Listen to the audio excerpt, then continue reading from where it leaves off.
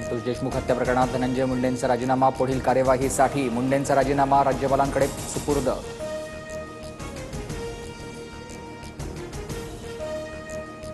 धनंजय मुंडेंनी नैतिकतेवर राजीनामा दिलाय। मुंडेंनी मंत्रिपदाचा राजीनामा दिल्यानंतर उपमुख्यमंत्री अजित पवारांची प्रतिक्रिया।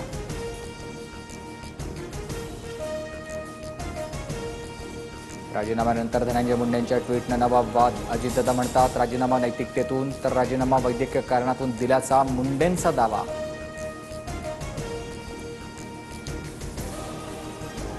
संतोष देशमुखांच्या हत्येचे फोटो पाहून मन व्यथित, धनंजय मुंडेंच्या ट्विटमध्ये उल्लेख। तर धनंजय मुंडेंना मन आहे का? अंजली दमन यांचा संतप्त सवाल।